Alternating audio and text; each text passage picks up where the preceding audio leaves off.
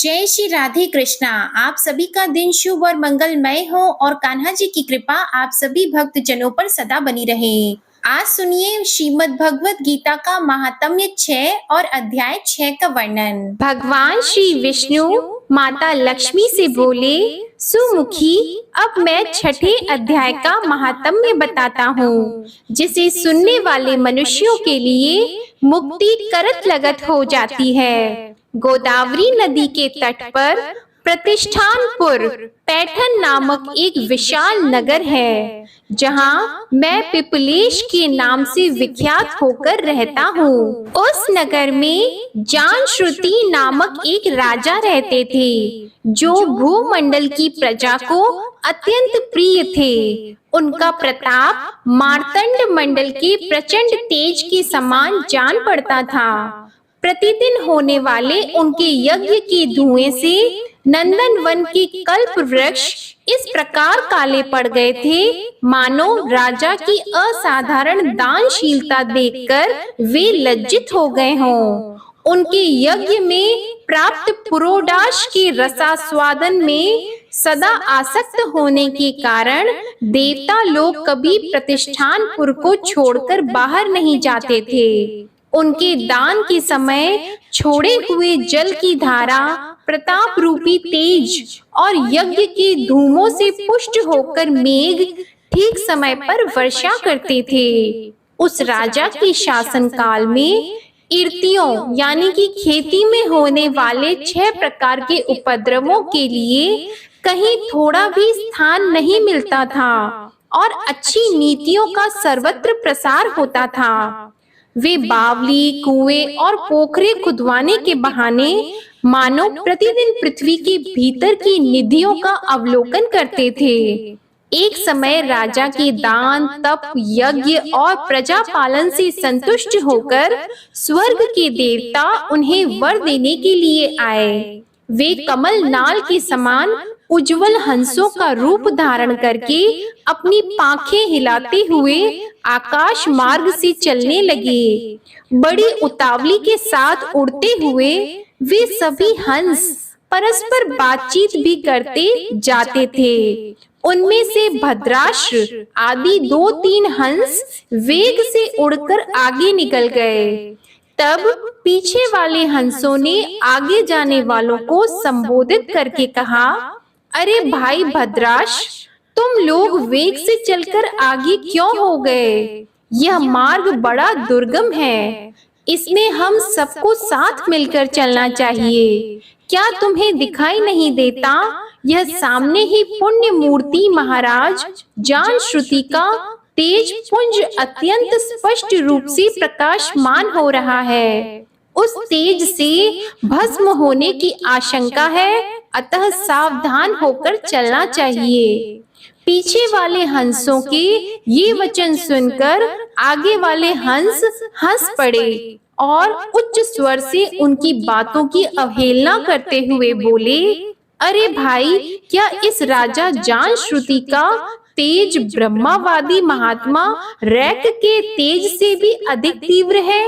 हंसों की ये बातें सुनकर राजा जानश्रुति अपने ऊंचे महल की छत से उतर गए और सुखपूर्वक आसन पर विराजमान होकर अपने सारथी को बुलाकर बोले, जाओ महात्मा, रैक को यहाँ ले आओ। राजा का यह अमृत के समान वचन सुनकर मह नामक सारथी प्रसन्नता प्रकट करता हुआ नगर से बाहर निकला। सबसे पहले उसने मुक्तिदायिनी काशीपुरी की यात्रा की, जहाँ जगत के स्वामी भगवान विश्वनाथ मनुष्यों को उपदेश दिया करते हैं। उसके बाद वह गया क्षेत्र में पहुंचा। वहां प्रफुल्ल नेत्रों वाले भगवान गदाधर संपूर्ण लोगों का उद्धार करने के लिए निवास करते हैं। तदंतर नाना तीर्थों में भ्रमण करता हुआ सारथी पाप नाशिनी मथुरापुरी में गया। यह भगवान श्री कृष्ण का आदि स्थान है, जो परम महान एवं मोक्ष प्रदान करने वाला है। वेद और शास्त्रों में वह तीर्थ त्रिभुवनपति भगवान गोविंद के अवतार स्थान के नाम से प्रसिद्ध है। नाना देवता और ब्रह्मर्षि उसका सेवन करते हैं। मथुरा नगर कालिंदी यमुना के किनारे शोभा पाता है। उसकी आकृति अर्धचंद्र के समान प्रतीत होती है। वह सब तीर्थों के निवास से परिपूर्ण है। परम आनंद प्रदान करने के कारण सुंदर प्रतीत होता है। गोवर्धन पर्वत के होने से मथुरा मंडल की शोभा और भी बढ़ गई है। वह पवित्र वृक्षों और लताओं से आवृत है। उसमें 12 वन है। वह परम पुण्यमय तथा सबको विश्राम देने वाले श्रुतियों के सारभूत भगवान श्री कृष्ण की आधार भूमि है। तत्पश्चात मथुरा से पश्चिम और उत्तर दिशा की ओर बहुत दूर तक जाने पर सारथी को कश्मीर नामक नगर दिखाई दिया, जहाँ शंख के समान उज्जवल गगनचुंबी महलों की पंक्तियां भगवान शंकर के अट्ठास की भांति शोभा पाती हैं, जहाँ ब्राह्मणों के शास्त्रीय आलाप सुनकर मूक मनुष्य भी सुंदर वाणी और पदों का उच्चारण करते हुए देवता के समान हो जाते हैं, जहाँ निरंतर होने वाले यज्ञ धूम से व्याप्त होने के कारण आकाश मंडल मेघों से धुलते रहने पर भी अपनी कालिमा नहीं छोड़ता, जहाँ उपाध्याय के पास आकर छात्र जन्मकालीन अभ्यास से ही संपूर्ण कलाएं स्वतः पढ़ लेते हैं, तथा जहाँ माणिकेश्वर नाम से प्रसिद्ध भगवान चंद्रशेखर देहधारियों को वरदान देने के लिए नित्य निवास करते हैं। कश्मीर के राजा माणिकेश ने दिग्विजय में समस्त राजाओं को जीतकर भगवान शिव का पूजन किया था। तभी से उनका नाम माणिकेश्वर हो गया था। उन्हीं के मंदिर के दरवाजे पर महात्मा रैक एक छोटी सी गाड़ी पर बैठे अपने अंगों को खोजते हुए वृक्ष की छाया का सेवन कर रहे थे। इसी अवस्था में सारथी ने उन्हें देखा। राजा के बताए हुए भिन्न भिन्न चिन्हों से उसने शीघ्र ही रैक को पहचान लिया और उनके चरणों में प्रणाम करके कहा, ब्राह्मण, आप किस स्थान पर रहते हैं? आपका पूरा नाम क्या है? आप तो सदा स्वच्छंद विचरने वाले हैं, फिर यहाँ किस लिए ठहरे हैं? इस समय आपका क्या करने का विचार है? सारथी के ये वचन सुनकर परम आनंद में निमग्न महात्मा रैक ने कुछ सोचकर उससे कहा, यद्यपि हम पूर्ण काम हैं, हमें किसी वस्तु की आवश्यकता नहीं है, तथापि कोई भी हमारी मनोवृत्ति के अनुसार परिचर्या कर सकता है। रैक के हार्दिक अभिप्राय को आदर पूर्वक ग्रहण करके सारथी धीरे से राजा के पास चला गया। वहां पहुंचकर राजा को प्रणाम करके उसने हाथ जोड़कर सारा समाचार निवेदन किया। उस समय स्वामी के दर्शन से उसके मन में बड़ी प्रसन्नता थी। सारथी के वचन सुनकर राजा के नेत्र आश्चर्य से चकित हो उठे। उनके हृदय में रैक का सत्कार करने की श्रद्धा जागृत हुई। उन्होंने 2 खच्चरियों से जुती हुई एक गाड़ी लेकर यात्रा की, साथ ही मोती के हार, अच्छे अच्छे वस्त्र और एक सहस्त्र गौएं भी लेके गए। कश्मीर मंडल में महात्मा रैक जहाँ रहते थे, उस स्थान पर पहुंचकर राजा ने सारी वस्तुएं उनके आगे निवेदन कर दी और पृथ्वी पर पड़कर साष्टांग प्रणाम किया। महात्मा रैक अत्यंत भक्ति के साथ चरणों में पड़े हुए राजा जान श्रुति पर कुपित हो उठे और बोले, रे शूद्र, तू दुष्ट राजा है, क्या तू मेरा वृतांत नहीं जानता? यह खच्चरियों से जुती हुई अपनी ऊंची गाड़ी ले जा। ये वस्त्र, ये मोतियों के हार और ये दूध देने वाली गौएं भी स्वयं ही ले जा। इस तरह आज्ञा देकर रैक ने राजा के मन में भय उत्पन्न कर दिया। तब राजा ने शाप के भय से महात्मा रैक के दोनों चरण पकड़ लिए और भक्ति पूर्वक कहा, ब्राह्मण मुझ पर प्रसन्न होइए। भगवान, आप में यह अद्भुत महात्म्य कैसे आया? प्रसन्न होकर मुझे ठीक ठीक बताइए। रैक ने कहा, राजन, मैं प्रतिदिन गीता के 6ठे अध्याय का जप करता हूँ। इसी से मेरी तेजो राशि देवताओं के लिए भी दुस्सह है। तदंतर परम बुद्धिमान राजा जानश्रुति ने यत्न पूर्वक महात्मा रैक से गीता के 6ठे अध्याय का अभ्यास किया। इससे उन्हें मोक्ष की प्राप्ति हुई।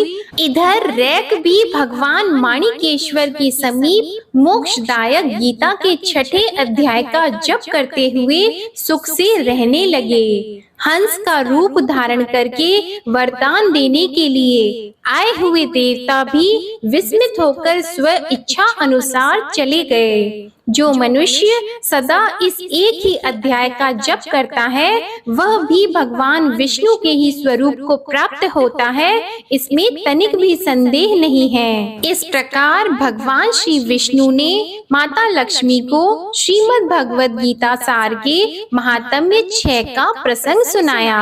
अब आप सुनिए भगवद गीता का अध्याय 6। भगवान श्री कृष्ण अर्जुन से बोले, हे अर्जुन, जो पुरुष कर्म के फल को न चाहता हुआ करने योग्य कर्म करता है, वह सन्यासी और योगी है। और केवल अग्नि को त्यागने वाला सन्यासी योगी नहीं है, तथा केवल क्रियाओं को त्यागने वाला भी सन्यासी योगी नहीं है। इसलिए हे अर्जुन, जिसको सन्यास ऐसा कहते हैं, उसी को तू योग जान, क्योंकि संकल्पों को न त्यागने वाला कोई भी पुरुष योगी नहीं होता। समत्व बुद्धि रूप योग में आरूढ़ होने की इच्छा वाले मननशील पुरुष के लिए योग की प्राप्ति में निष्काम भाव से कर्म करना ही हेतु कहा गया है।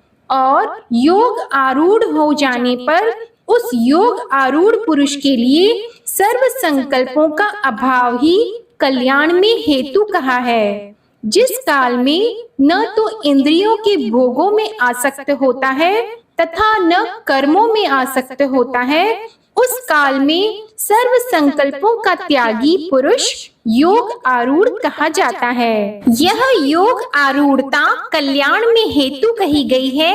इसलिए मनुष्य को चाहिए कि अपने द्वारा अपना संसार समुद्र से उद्धार करे और अपने आत्मा को अधोगति में न पहुंचाए, क्योंकि यह जीव आत्मा आप ही तो अपना मित्र है और आप ही अपना शत्रु है, अर्थात और कोई दूसरा शत्रु या मित्र नहीं है। उस जीव आत्मा का तो वह आप ही मित्र है कि जिस जीव आत्मा द्वारा मन और इंद्रियों सहित शरीर जीता हुआ है, और जिसके द्वारा मन और इंद्रियों सहित शरीर नहीं जीता गया है, उसका वह आप ही शत्रु के सदृश शत्रुता में बरतता है। हे अर्जुन, सर्दी, गर्मी और सुख दुख आदिकों में तथा मान और अपमान में जिसके अंतःकरण की वृत्तियां अच्छी प्रकार शांत हैं, अर्थात विकार रहित हैं, ऐसे स्वाधीन आत्मा वाले पुरुष के ज्ञान में सच्चिदानंद घन परमात्मा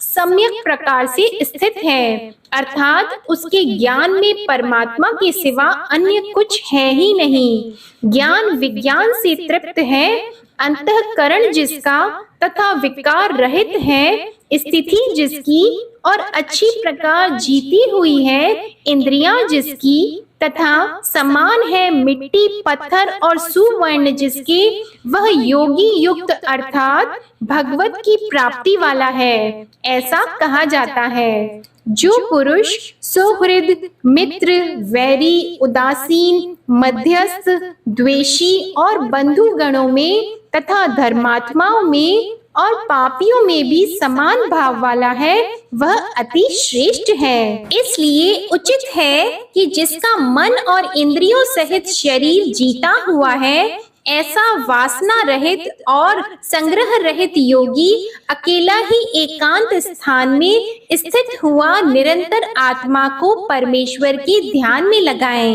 शुद्ध भूमि में कुशा, मृगछाला और वस्त्र हैं। उपरोपरि जिसके ऐसे अपने आसन को न अति ऊंचा और न अति नीचा स्थिर स्थापन करके और उस आसन पर बैठकर तथा मन को एकाग्र करके चित्त और इंद्रियों की क्रियाओं को वश में किया हुआ अंतःकरण की शुद्धि के लिए योग का अभ्यास करे। उसकी विधि इस प्रकार है कि काया, सिर और ग्रीवा को समान और अचल धारण किए हुए दृढ़ होकर अपनी नासिका के अग्र भाग को देखकर अन्य दिशाओं को न देखता हुआ और ब्रह्मचार्य के व्रत में स्थित रहता हुआ भय रहित तथा अच्छी प्रकार शांत अंतःकरण वाला और सावधान होकर मन को वश में करके मेरे में लगे हुए चित्त वाला और मेरे परायण हुआ स्थित होए।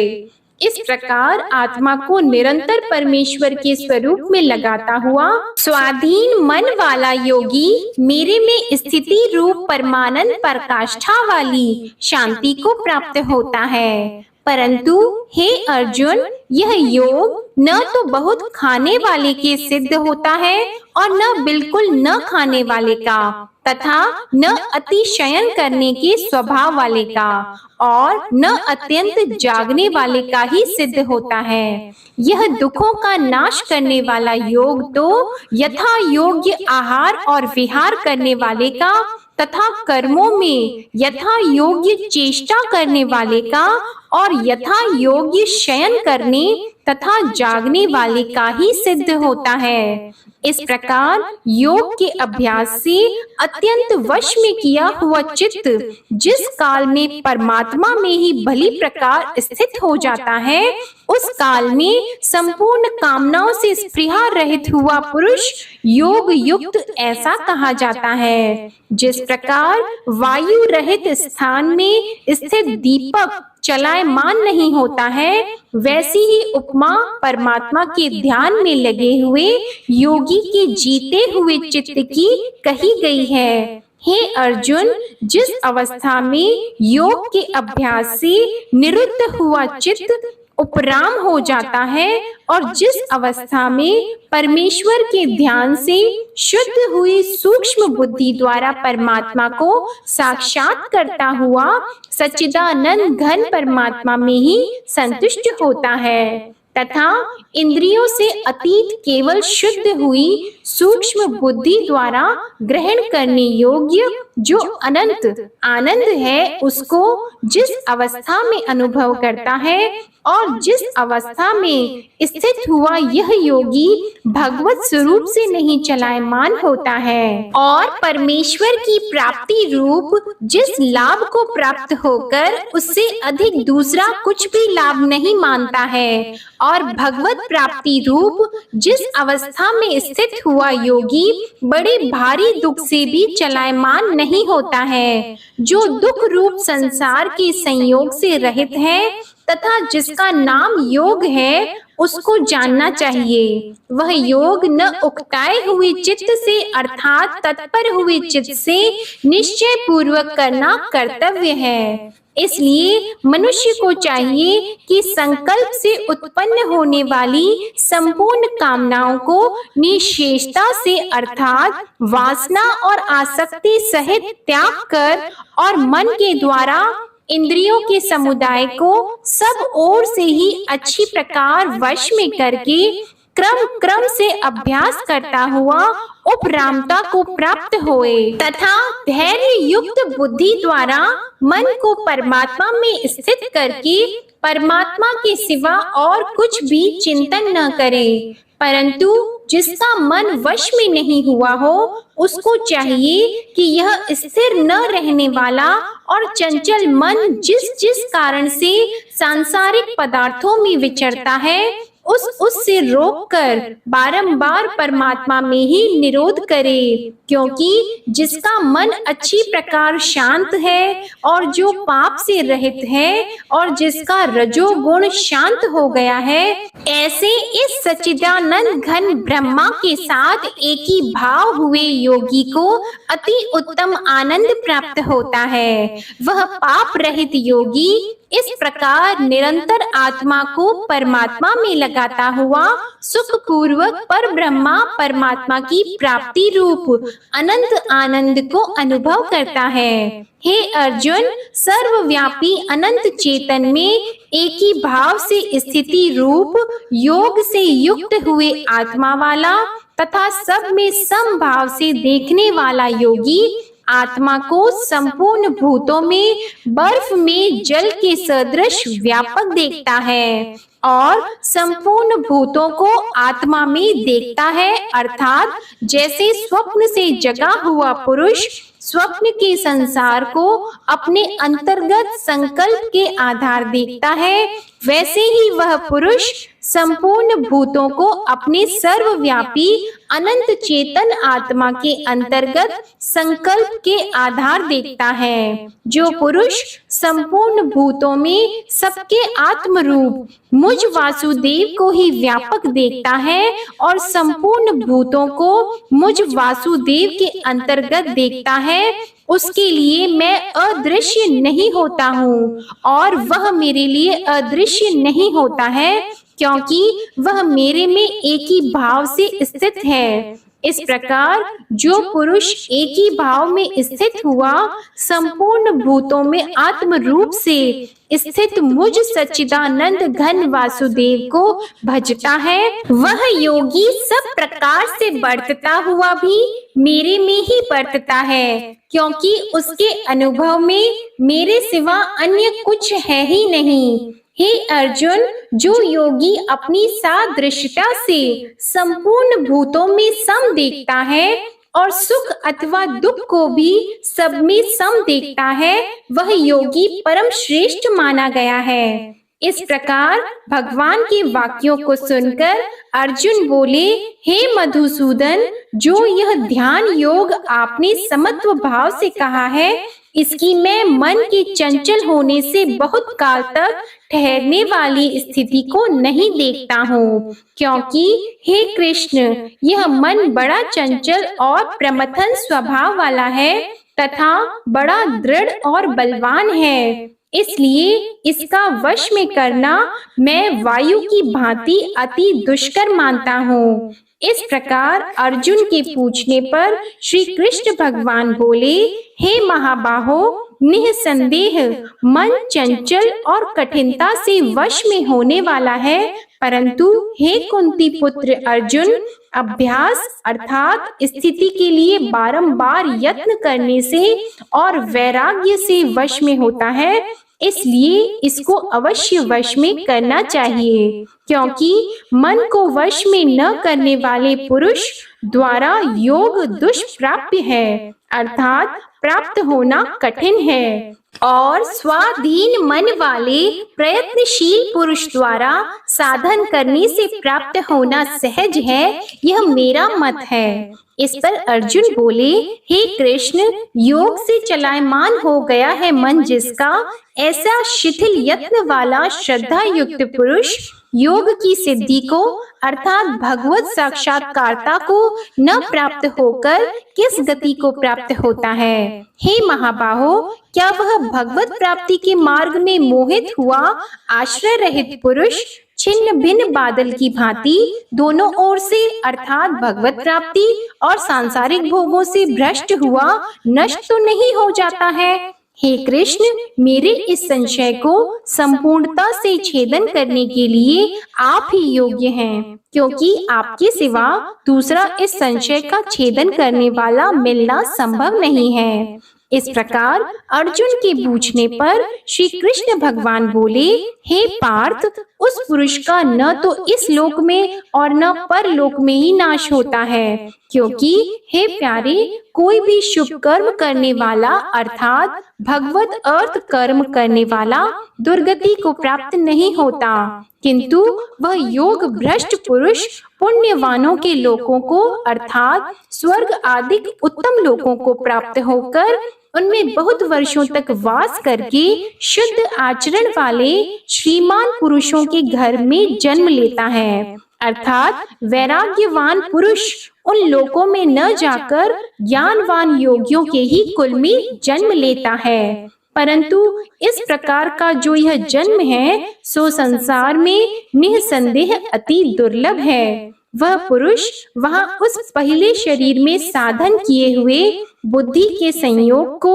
अर्थात समत्व बुद्धि योग के संस्कारों को अनायास ही प्राप्त हो जाता है और हे गुरुनंदन उसके प्रभाव से फिर अच्छी प्रकार भगवत प्राप्ति के निमित्त यत्न करता है। वह विषयों के वश में हुआ भी उस पहले के अभ्यास से ही निसंदेह भगवत की ओर आकर्षित किया जाता है तथा समत्व बुद्धि रूप योग का जिज्ञासु भी वेद में कहे हुए सकाम कर्मों के फल को उल्लंघन कर जाता है। जबकि इस प्रकार मंद प्रयत्न करने वाला योगी भी परम गति को प्राप्त हो जाता है।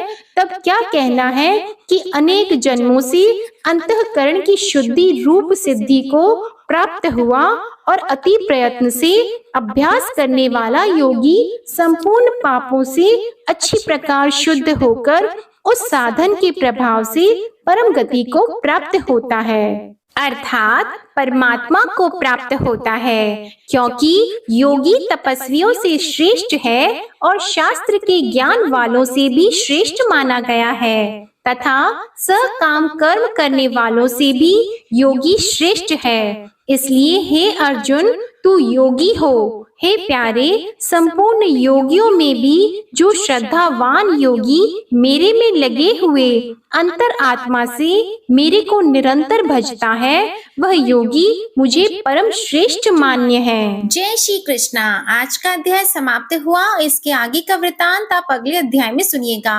आपको आज की कथा पसंद आए तो प्लीज वीडियो को लाइक करके चैनल को जरूर सब्सक्राइब कीजिएगा और कमेंट में श्री कृष्ण भगवान की जय भी जरूर लिखिएगा। इसी के साथ आज आप हमारे चैनल पर रविवार की व्रत कथा जरूर सुनिएगा। जय श्री राधे कृष्णा।